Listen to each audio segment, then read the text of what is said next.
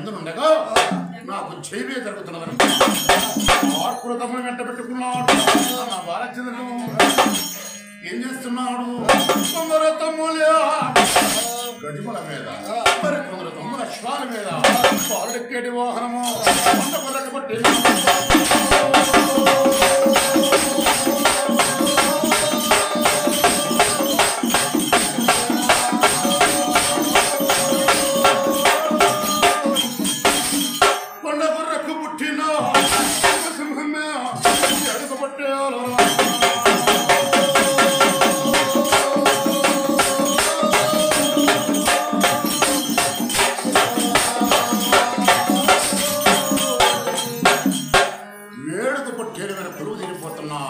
ఎలా పోతున్నారు?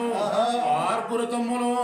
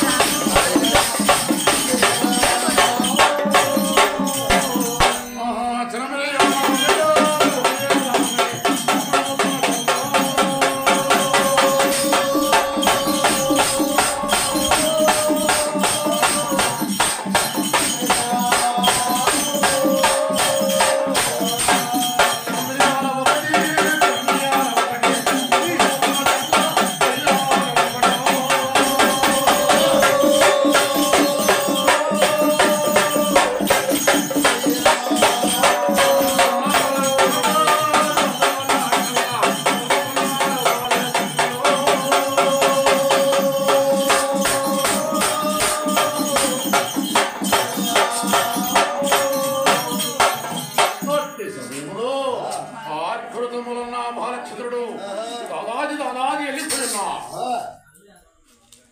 పొంగ పొద్దుకుపోయినా సూర్యుడు ఎట్టా తెచ్చాడు గుడారాగా వచ్చున్నాడు. 3 మార్గాల దగ్గర మిగలపుట్ల దగ్గరికి వచ్చున్నాడు. ఆ 3 మార్గముల్లో 3 ఘాట్లు తిరిగినాడు. అప్పుడు అడుగుతున్నాడు బాలచంద్రుడు, ఒరే తమ్ములారా, తమ్ములారా,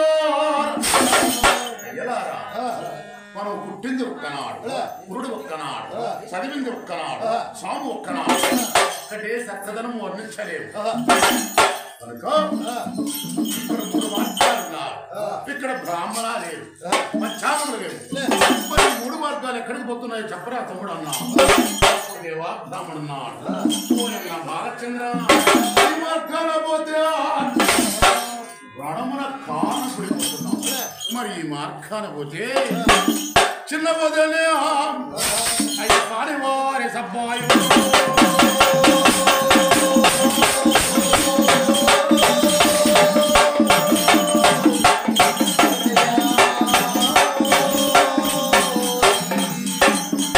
ఆకనాటి బతబెడత సారి వారి సబ్బాయి సంస్థానాన్ని మరి ఈ మార్గాన పోతే నా బాలచంద్రుడా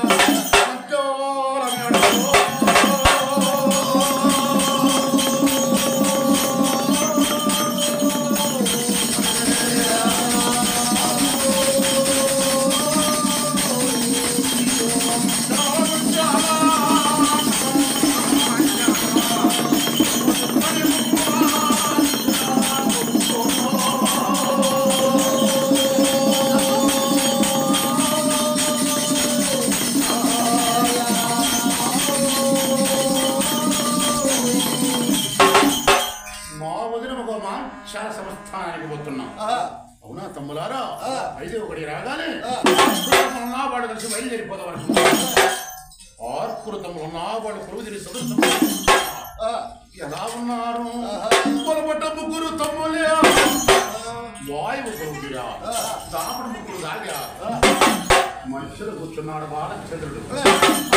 ఎవరో అక్కడిని ధానికంటున్నాడు. వాళ్ళు ఎలాంటి వాడంటే 3 ఏళ్ల మగ మంచాల 5 ఏళ్ల బాలచంద్రుడు కళ్యాణం జరిగినాడు. ఆనాటి నుంచి ఈనాటి వరకు వారి సంస్థానానికి పోయిన వాడు కాదు, వచ్చిన వాడు కాదు. అప్పుడు అంటున్నాడు, ఒరే తమ్ములారా, ఎవరైనా మీ వదిలి గారు చక్కదమ్మ సౌందర్యం రూపురేఖ కేలి విలాసం చూస్తుంటే నాకు చెప్పండి రా తమ్ములారన్నా. అప్పుడు అంటున్నాడు బాలచంద్రుడు. అప్పుడు దేవా బ్రాహ్మణున్నాడు. ఓయన్న బాలచంద్ర, మా వదిలి గారి చక్కదనము సౌందర్యం మొత్తం నాకు తెలుసన్నాడు. నా పంచాంగంలో రాసి పెట్టానన్నాడు బ్రాహ్మణయ్య. అప్పుడు చెప్తున్నాడు, ఎలాంటో చెప్పరా దేవా బ్రాహ్మణన్నాడు. బాలచంద్ర, ఓ బాలచంద్ర, మగ వాంచారు ఎలాంటిదంటే తొలి కడుపు మంచా, మొక్క చెవులు మంచా, మంచా, మంచా, వాటిలో పోతాం పులివేరు శక్తి వంటి పట్టు సదును పరుగు నెలడమన్నా. మానవ కాంత కాదన్నా, ఒక రాక్షసు కన్నా మా వదిన మగ వాంచాలన్నాడు. అట్టి మాటలు విన్న వాళ్ళు ఎలా ఉన్నది ఎదరమును నల్లకుండలా గుండె బద్దలైపోయినట్టున్నా. రెండో శ్రీ సర్కేశ్వర స్వామిని పోలిన వాడిని ఆ చంద్రుడికైనా కలంకం ఉందేమో కానీ నాకే కలంకం లేదే. ఇంత చక్కని వాడికి అలాంటి రాక్షసుని చట్ట చేశాడు అతను అని ఆ బ్రహ్మని ఆయన దూషిస్తున్నాడు. ఎలా దూషిస్తున్నాడు? పాపాత్ముడు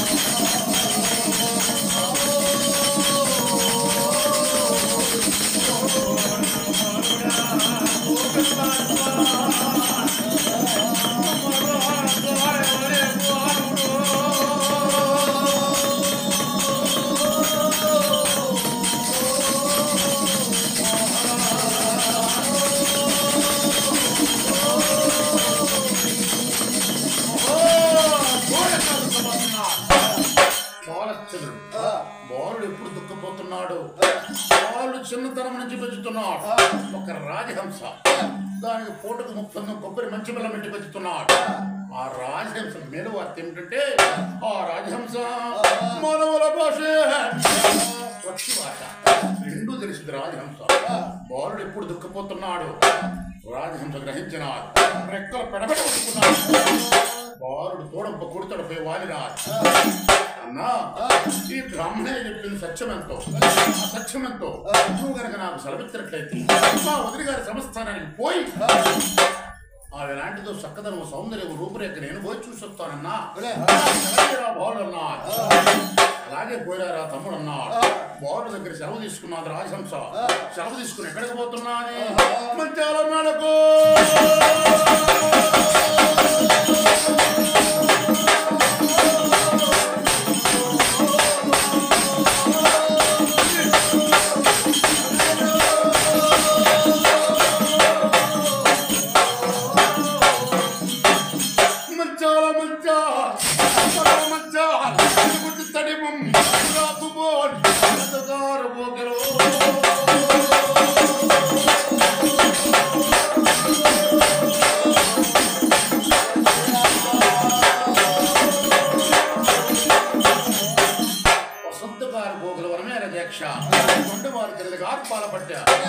ఏడు మేడల మీద పచ్చబద్దలమాలు, పచ్చబద్దలమాల బంగారమాలు, బంగారమాల పాలగచ్చమాలు, పాలగచ్చమాల ధారమాలు, ధారమాలులో ముంగోరు పట్టబంధంగా ఉంచుకొని చలదూది పడపోలే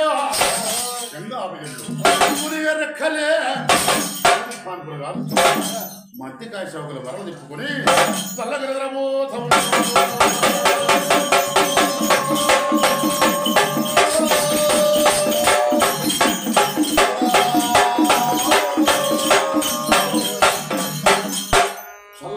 నిద్రపోతున్నది మగ మాంచాల. నిద్రపోయే మగ మాంచాల పట్టి మంచంపై వాలినాది రాజహంస. రాజహంస వాలి తన ముక్కుతో చిలుకు దుప్పటి పైవార పక్కకు తీసిన మగ మాంచాల ముఖం చూసిన ఎలా ఉన్నది రాజహంసకు. చిత్త, స్వాతి, అనురాధ జ్యేష్ఠకార్తుల్లో మెరుపులు ఎలా మెరుస్తాయో ఆ విధంగా కళ్ళను మెరిసినట్టున్నది. రాజహంస ధరణి మీద పడిపోయినాడు మూర్ఛ చెందినాడు రాజహంస అరగడే స్నానం చేసినాడు తన మూర్ఛతను తెలుసుకుని లేచి కూర్చున్నాడు రాజహంస